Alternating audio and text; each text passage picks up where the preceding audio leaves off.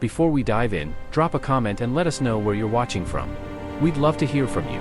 If you enjoy true crime stories like this, be sure to like the video, subscribe, turn on the notification bell, and share it with someone who'd love it too. Deep in the unforgiving mountains of southern Colorado, surrounded by barren terrain and endless surveillance, stands the most secure prison facility ever constructed on American soil. ADX Florence, the United States Penitentiary Administrative Maximum Facility. A concrete fortress designed with one purpose: to hold the most dangerous, violent, and escape-prone criminals in the entire federal system. This isn't just another maximum security prison. This is where America sends the monsters who can't be contained anywhere else. The facility itself is a marvel of modern security architecture, but it's also a nightmare brought to life.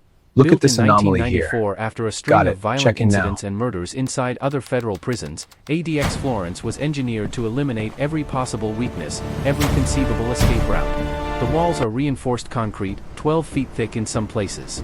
Motion detectors blanket every inch of the compound. Pressure pads lie beneath Look at the way he floors. moves. Laser He's beam definitely hiding sensors something. crisscross the I corridors. see it. We need to move now. Attack dogs patrol the perimeter alongside heavily armed guards. Watchtowers equipped with high-powered rifles overlook the yard 24 hours a day, 7 days a week. But it's what happens inside those walls that truly chills the blood. The daily routine at ADX Florence isn't designed for rehabilitation. It's designed for containment, for breaking the spirit, for ensuring that the men locked within these cells never, ever see freedom again. Every inmate at ADX Florence lives in complete isolation. Their cell is a 7 by 12 foot concrete box.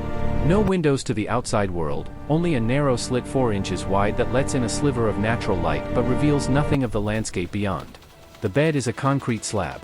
The desk is molded into the wall. The toilet and sink are stainless steel, bolted down, designed to be indestructible. Everything is controlled remotely. The cell door doesn't have bars, it's solid steel, operated electronically from a central command center where guards monitor every movement through cameras embedded in the ceiling. The men inside these cells spend 23 hours a day alone. Completely, utterly alone. No human contact. No conversation. No interaction with other inmates. Look at this anomaly here. Meals are delivered through a Got slot it. in the Checking door. now. Trays slide in, trays slide out. The guards don't speak unless absolutely necessary. Communication is forbidden. The silence is absolute, oppressive, designed to be maddening. For 1 hour each day, inmates are permitted to leave their cells for recreation. But even this Look isn't at the way freedom. he moves. They're led, He's definitely shackled hiding hand something. and foot, I see down it. We need to corridors move now. under the watchful eyes of multiple guards. The recreation area is another concrete box, slightly larger, with a small opening to the sky covered by heavy mesh. No equipment. No companionship. Just another cell with a view of the clouds. Some inmates refuse recreation entirely, preferring the familiarity of their own cell to the humiliation of the escort, the chains, the reminder of what they've lost. Showers happen 3 times a week.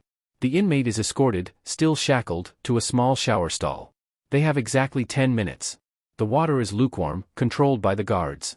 There's no privacy, no dignity. Everything is watched, recorded, documented. This is the daily existence for the 410 men currently housed at ADX Florence. Murderers, terrorists, crime bosses, spies, traitors. The absolute worst humanity has to offer, all locked away in this remote mountain facility where the world has forgotten them. Among these inmates are names that have become legendary in the annals of American crime. Theodore Kaczynski, the Unabomber, who waged a 17-year bombing campaign that killed 3 people and injured 23 others. Dzhokhar Tsarnaev, the Boston Marathon bomber, whose pressure cooker explosives tore through crowds of innocent spectators in 2013. Robert Hanssen, the FBI agent turned Russian spy who sold classified secrets for over 2 decades. Joaquin El Chapo Guzman, the Mexican drug lord who built a billion-dollar empire on cocaine, heroin, and methamphetamine, and who escaped from maximum security prisons twice before finally being sent to ADX Florence. These men live out their days in near total isolation, their names whispered with a mixture of fear and fascination by those on the outside. But for the staff who work at ADX Florence, these inmates aren't legends. They're problems. Dangerous, unpredictable problems that must be managed with extreme caution every single day. The psychological impact of this environment is devastating. Mental health professionals have called ADX Florence a form of torture. Long-term isolation causes hallucinations, paranoia, severe depression, and psychotic breaks. Inmates talk to themselves, scream at invisible enemies, lose track of time and reality. Some mutilate themselves just to feel something, anything, to break the monotony of endless nothingness. Suicide attempts are common, though rarely successful given the level of monitoring. Despite all these security measures, despite the cameras and the guards and the reinforced concrete, despite the complete isolation and control, there have been whispers over the years. Rumors of escape attempts. Plans discovered before they could be executed. Inmates found with contraband they shouldn't have been able to obtain. Small breaches in the perfect system. And then, in the spring of 2019, something happened that sent shockwaves through the entire facility. During a routine cell inspection in the H unit, home to some of the most dangerous inmates, guards discovered something that shouldn't have existed. Hidden behind a false panel that had been painstakingly carved into the concrete wall over months, perhaps years, they found a collection of tools. Makeshift weapons. Detailed floor plans of the facility. Guard schedules. Shift rotations. Security protocols.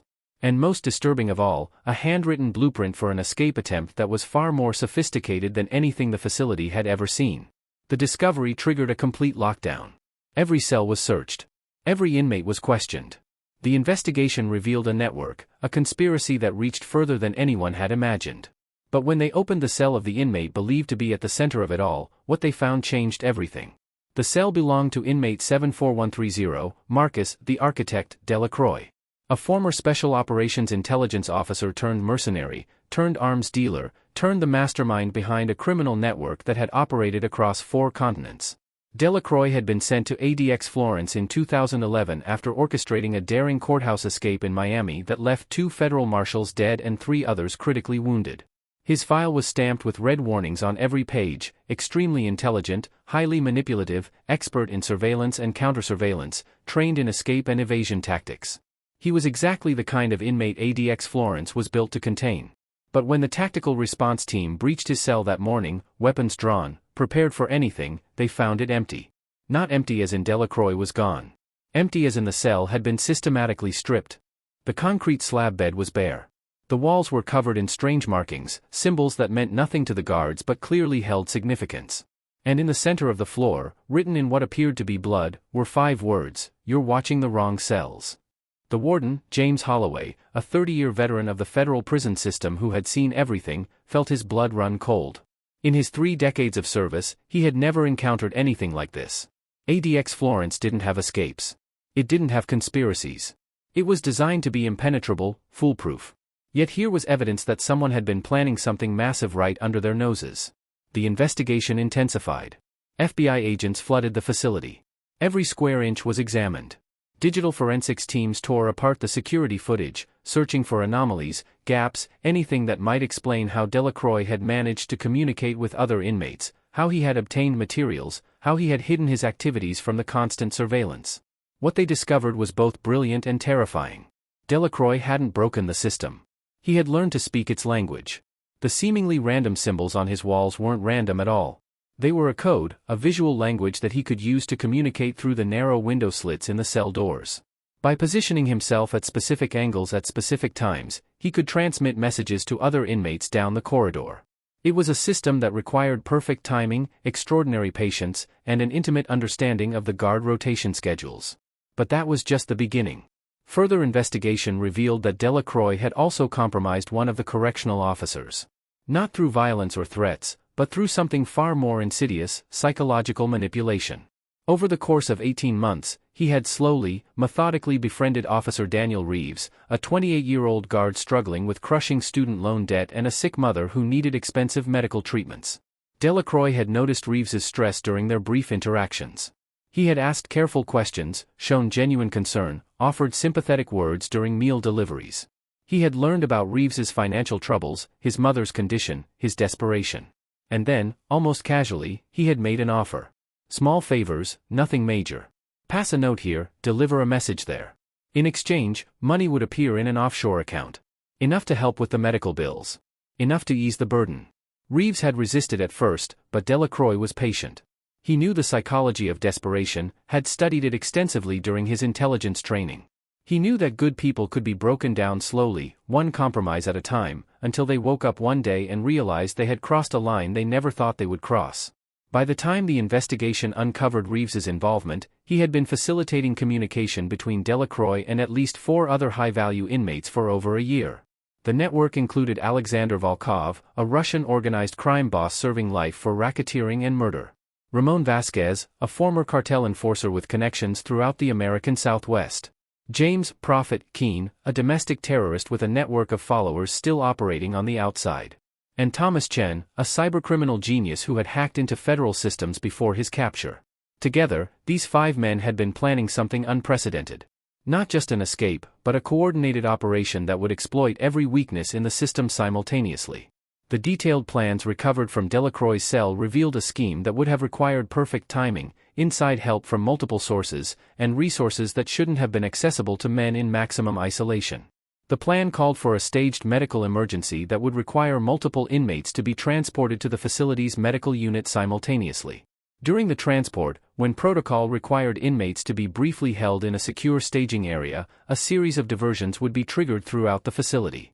Fire alarms, fake security breaches, anything to create chaos and draw guards away from key positions. In the confusion, with the help of compromised officers, the 5 inmates would be moved to a loading bay where a delivery truck, one that made regular supply runs to the facility, would be waiting. It was audacious.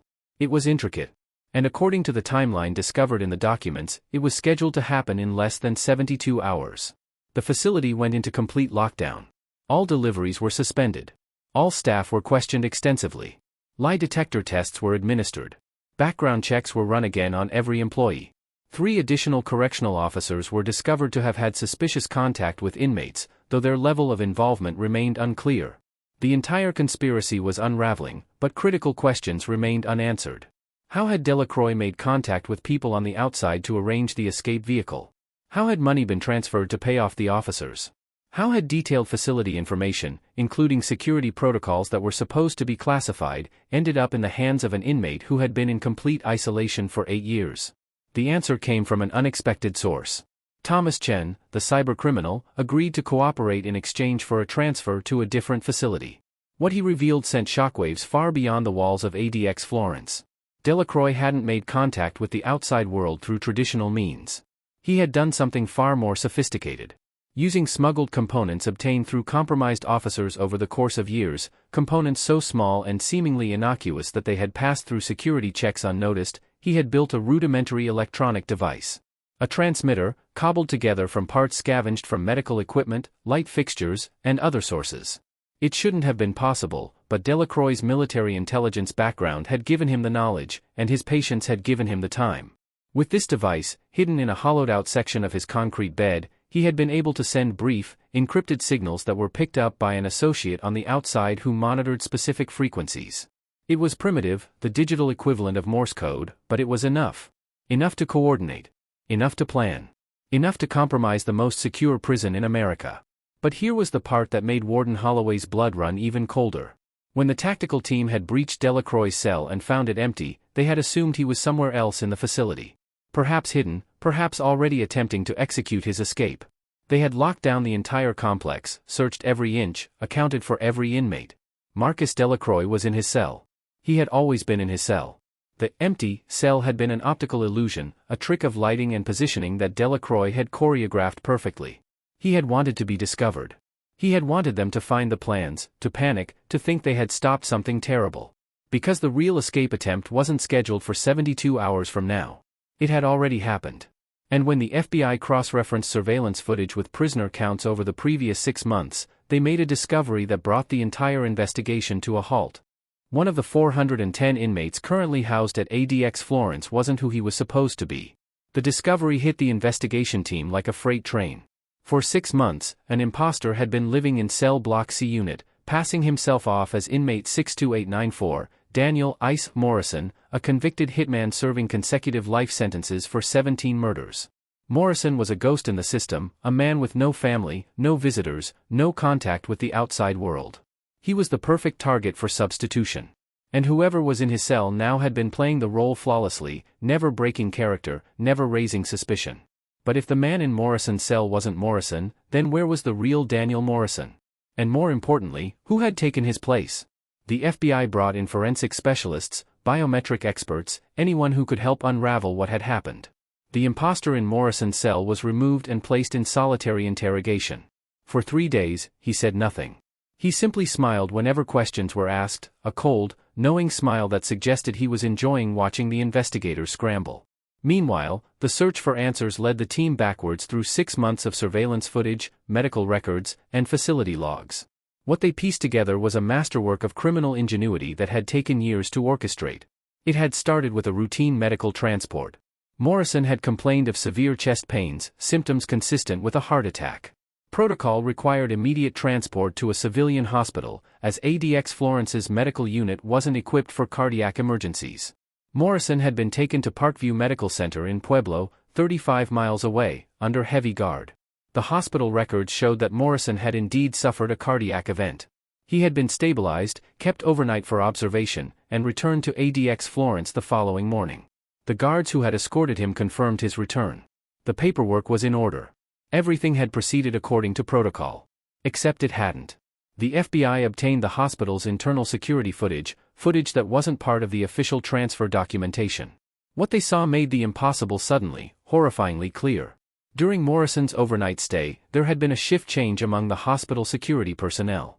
2 guards who were supposed to be monitoring the prisoner's room had been called away to deal with a disturbance in the emergency department, a violent patient who was threatening staff.